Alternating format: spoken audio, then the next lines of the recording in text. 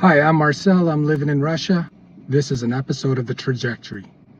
It's where I discuss local geopolitical news affecting our regional area in the Bryansk region. So recently we had an incident of proxy war terrorism is what I'm going to call it, where Ukrainian diverse and groups penetrated into the Bryansk region and they detonated explosives on a bridge and collapsed the bridge on top of a commuter train that killed about 7 people and injured numerous amounts of people. And I just wanted to emphasize and get this story out to you that this acts of terrorism are going to definitely make it difficult for the Russian Federation to make any kind of peace with Ukraine and its proxy war supporters. So I have video of the incident. So I'm living in the Bryansk region, and these types of terrorist activities are starting to become more numerous now.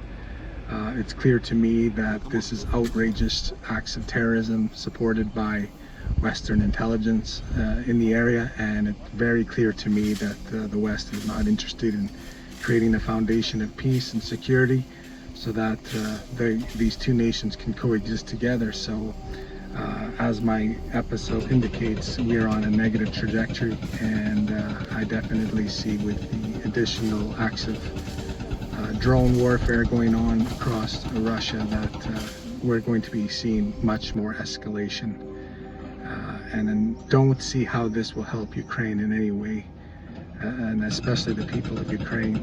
So unfortunately, these proxy war terrorist activities where sabotage groups penetrated into Bryansk and detonated explosives on the bridge to collapse them.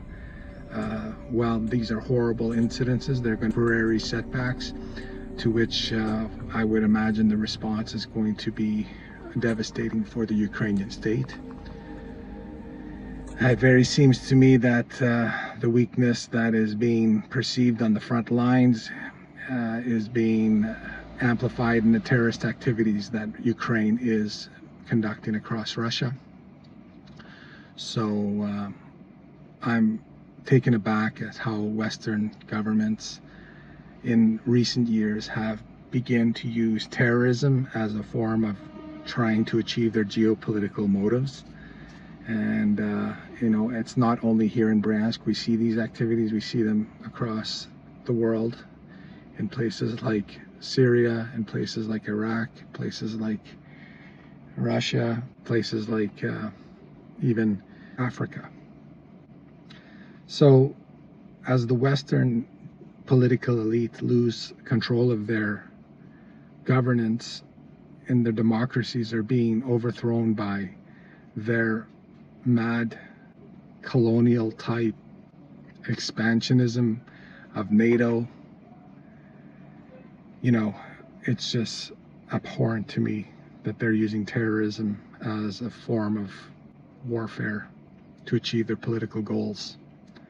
I don't think it's going to work, and it seems to me that every act of terrorism that has occurred within the Russian Federation, while it may have had a short-term tactical victory, it's definitely not going to serve the medium or strategic purpose of having a viable Ukrainian state.